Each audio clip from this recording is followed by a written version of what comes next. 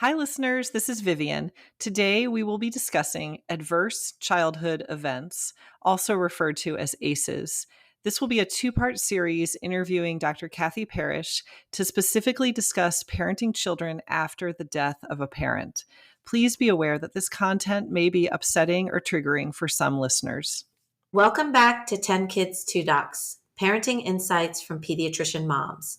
I'm Dr. Sylvia Bank. And I'm Dr. Vivian Carlin. Welcome back.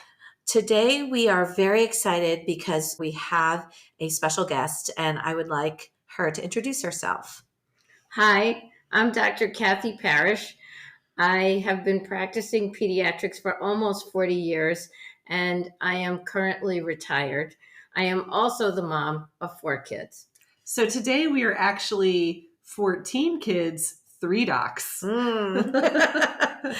So today, our episode today is going to be dealing with the topic of parental loss. Yes, this is part 2. So previously we had a really thoughtful, honest, thought-provoking discussion about parental loss through the eyes of Dr. Parrish, who has experienced that herself with the loss of her husband when her children were very young.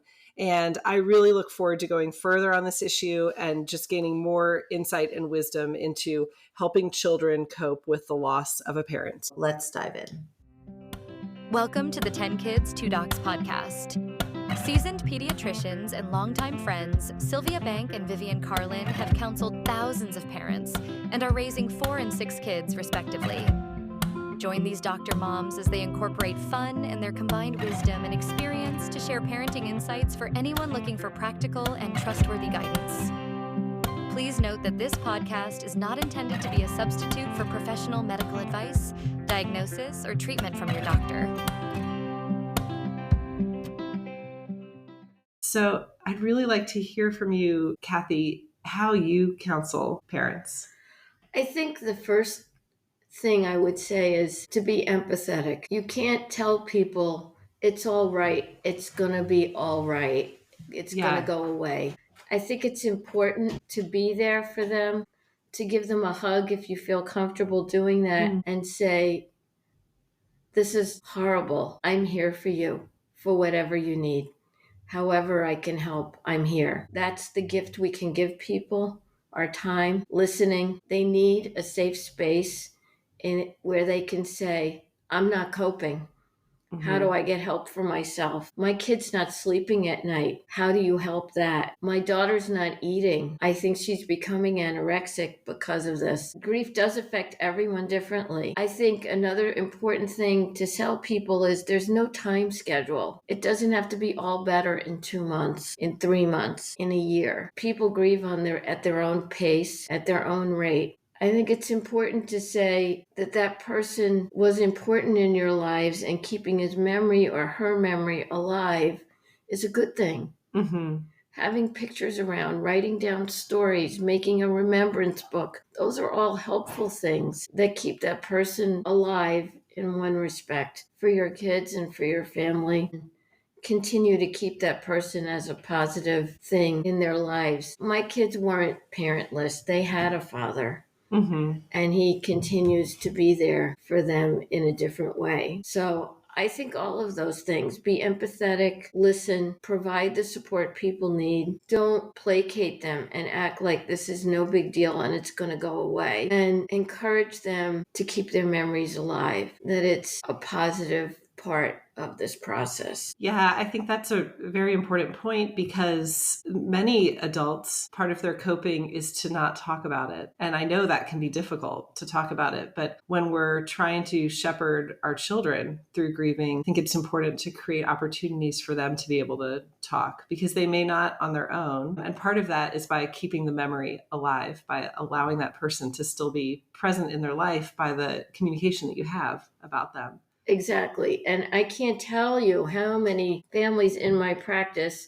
lost a parent or a grandparent who I knew, because the grandparent came to umpteen visits with the kids. Oh, yes. And we have so many families where the grandparent is the primary caretaker. Yes. Yeah. And where when they pass away, it's like losing a parent. And when a year later, 2 years later even, I'll look at the family and say, oh, Miss Edna would have loved that. Miss Edna being the grandparent. People love that you remember their loved one. Oh, yes. And that loved one was part of the shared experience in your office. And it keeps that person alive for them, that you recognized how special that person was.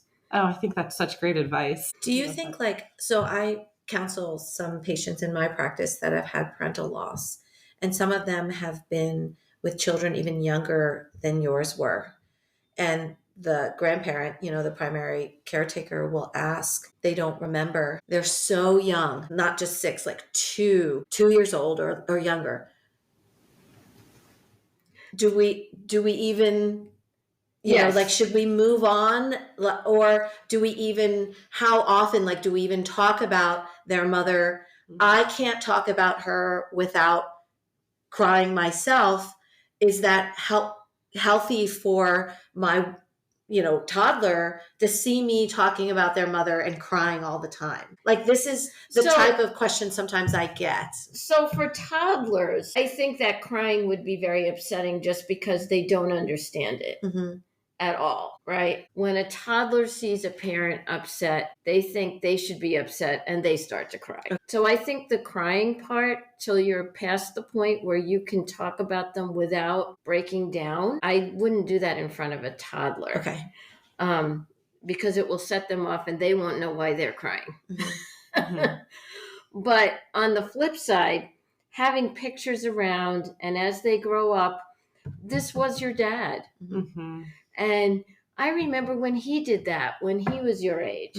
I remember when he was in first grade and he didn't like math, right, or whatever, or this was your mom and she would have liked that dress on you. I think bringing those things up makes the fact that there was a parent real for kids. And I think that's so important. They weren't abandoned. Right. They weren't orphaned intentionally. They weren't parentless. They had a parent that loved them, that left before they wanted to in all likelihood. So kids need to know that. That's different than my dad left when I was 2 and I don't know who he is, and no one does. That's a different kind of loss that leaves a different kind of scar. And so I do think, yes, you want to talk about that parent in the most positive way. That's a really good point about different kinds of scars. I think that there are some things we're going to talk about in this episode that are applicable to many different types of trauma that children can experience, but we have to be sensitive and recognize that all adverse childhood events are unique and different, and the ways children process those are different. I think let's transition now to talking about counseling services and when to activate those.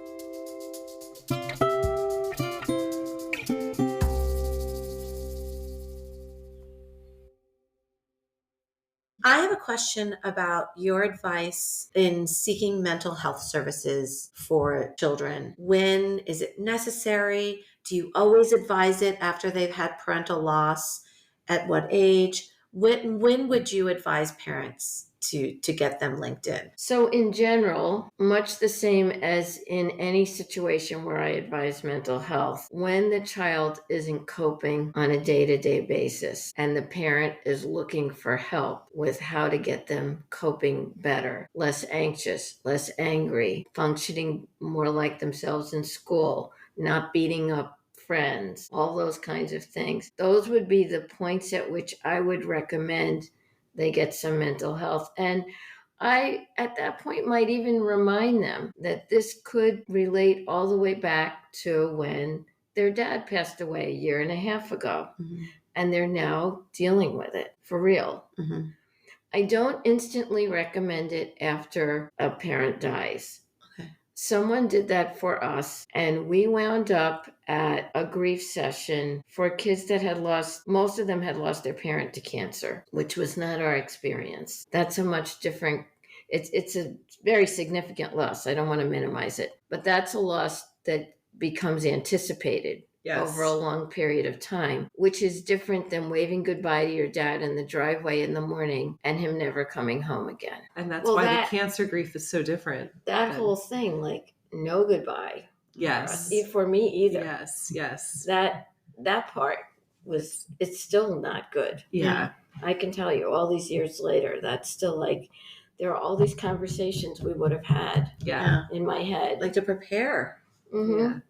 Well, and even just, that last conversation that you don't get to have, and you don't get to talk through whatever you wanted to say. Right. And have him say to you, I will always love you. Right. Which is all you really need to hear. Right. Yes. Well, and that was like, here we are. We moved. We had been here 3 years when Bruce died. And I kept my kids in Catholic school. It's crazy. Because we're doing what we're doing. Imagine if he could have said, it's okay if you don't keep them in Catholic school. It Or would if have he, changed your life, your parenting. Or if he had even said, now if they do Catholic school, fine. If they do public school, it's great. But no. They're not there to change the trajectory. Yeah. Yes. So we did the trajectory that had been preordained. Yes. Yeah. Totally. Same so thing. That's really hard. It is very hard. And so it was not helpful for my kids. And going forward, I never recommended grief counseling of that variety until somebody really needed it. And it was helpful for my kids to go to therapy years later when they were ready. Yeah. Because that's when they really needed help. As in particular, as young guys, like my twins were 6, they were absolutely fine through middle school. And then all of a sudden, where's my dad? Why isn't he here? Why did he have to die? Why do I get to be the one who doesn't have a dad? Why didn't you go find someone and marry them, Mom? Good one. Like I have time for that, practicing full time and raising 4 children. So I think therapy is always the most valuable when you need it. Yeah. Not just because, you've had a trauma, let's go to therapy. Well, often you're not ready for it then. I love this answer because one of our missions with this podcast is to empower parents to feel confident, to know themselves, know their children, and make decisions based on what they think is best for their family. And I agree with you. I mean, first off, that we know about grief, people are ready at different times. And that time that you describe of, maybe not crying at the funeral, like you described, Sylvia, where you're in shock, that lasts for a different amount of time. And that's not the time necessarily to be in counseling.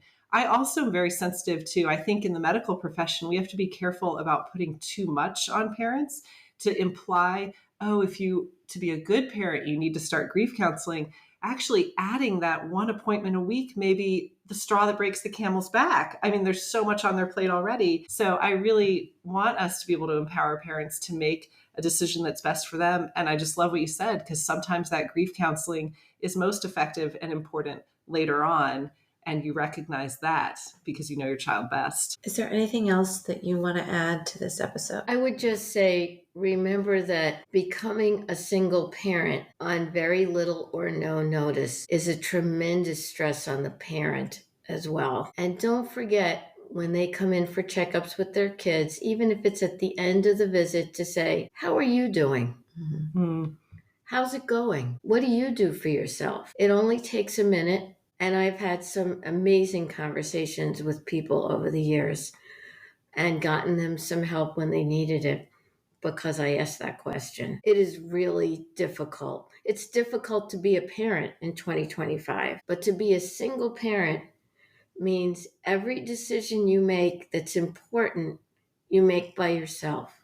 Every single one, right down to the silly things like what's put in the lunchbox, and right up to, what am I going to do? I found marijuana in the kid's car. Or what am I going to do? My kid's failing. Or what am I going to do about which college to send them to because I can only afford one and they want to pick all these other ones. There are a lot of decisions people make by themselves. Asking those questions at the end of the physical gives them a chance to run something by you. Mm-hmm. That they might not have otherwise. And it might be something simple, but you've helped them because they got somebody else's opinion who they trust. Right.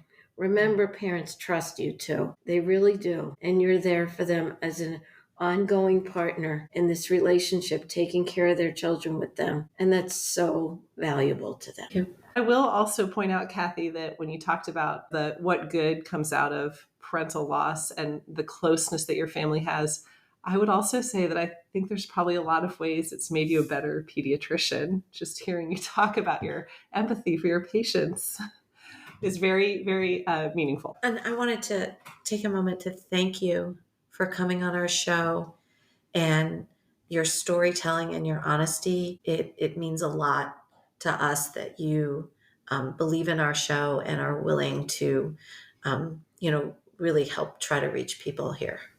Thank you. You're welcome. Okay, so Sylvia, this has been just a really great discussion that we had with Dr. Parrish.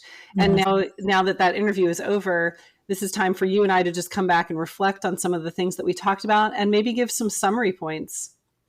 Yeah, so why don't we see what the American Academy of Pediatrics recommends? They have a mental health minute, which we've described in the past, is a resource that they have for pediatric providers. And it's talking about supporting the grieving child and family. And some of the take-home points of their mental health minute is that 5% of children experience a death of a parent. 90% of children experience the death of a close family member or friend, grandparent, family member, aunt, uncle, or friend.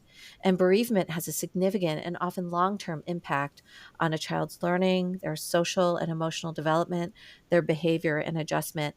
And I hope that people have really seen that illustrated in our episode today of that long-lasting impact of parental loss that Dr. Parrish shared with us with her children. Yeah, this has been our first episode exploring what is now referred to as ACEs, which is adverse childhood experiences.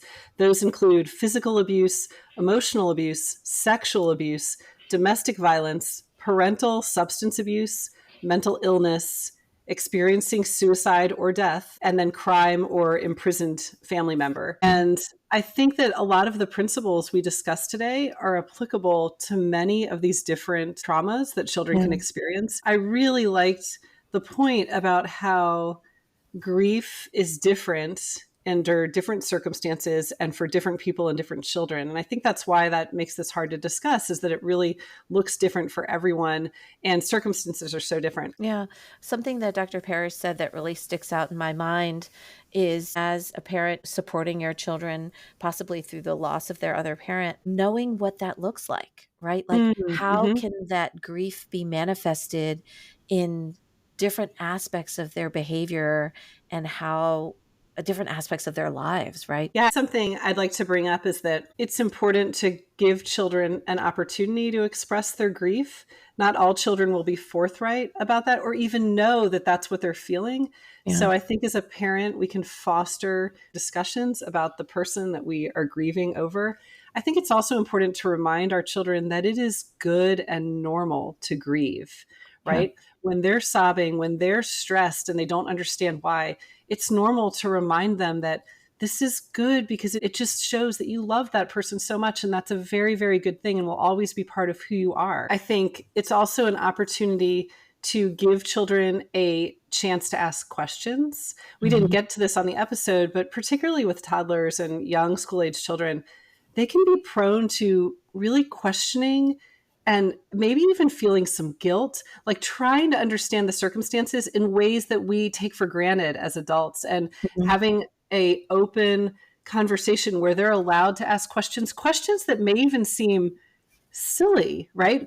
Kids will come up with questions about death that we don't even think of, but that, any question can be asked so that we can reassure them, we can explain the process. There are some children that internalize such as like, well, what if I had done this differently? Would this not have happened? Was it because I was bad yesterday or whatever? If we don't give them those opportunities to ask those questions, we may not know that they're wrestling with it. Yeah. And in addition, when you're answering those questions, to be honest, to just use the words as they truly are, to answer as truly as you can as parents, because classically parents feel the need to maybe shield or protect their younger children's emotions. But I think the truth is really how you should be answering those questions. Yes. Yeah.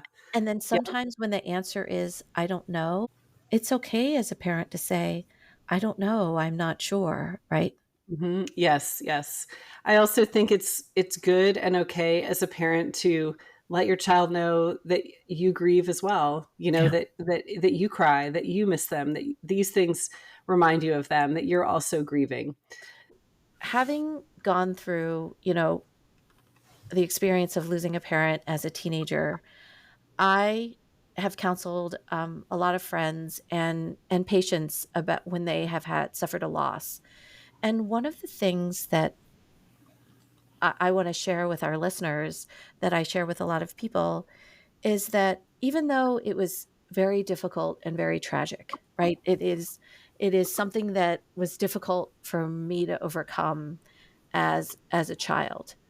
I feel like having overcome and successfully moved on from my parental loss has really made me a much, much stronger person. Mm. Knowing that I've overcome such hardship gives me the confidence that I really can do anything. This is something that obviously is tragic and out of my control, but it was a turning point in my life and maturity, and for better or for worse, made me into the person that I am today. That's kind of the perspective that I want people to see as well. In maybe if you're experiencing a family, or in your family you've had parental loss, or if you're counseling someone that has gone through that, there is that space to grow from Yes. something that has been so tragic. I also love her advice that she was talking about to continue the memory of the deceased parent, Yes. to bring them up in conversation, to remind their children or tell them new stories of their parent that they don't know, to kind of keep them alive in the household through storytelling, and to not make talking about the deceased parent taboo, right? Yes. Yes. Yes. Okay, well, I really appreciated this topic and this discussion. I feel like it got me thinking about a lot of things. It gave me a lot of thoughts on how to counsel patients. And I look forward to talking about different adverse childhood events in the future. Yeah, this is 10 Kids, 2 Docs. I'm Dr. Sylvia Bank. And I'm Dr. Vivian Carlin. We'll see you next time. See you next time. Thank you for listening to 10 Kids, 2 Docs, hosted and created by Sylvia Bank and Vivian Carlin. If you enjoyed this episode, please subscribe and recommend our podcast to other listeners. Visit our website at 10kids2docs.com, where you can find links to social media and leave comments or suggestions. Back next week with more topics in parenting.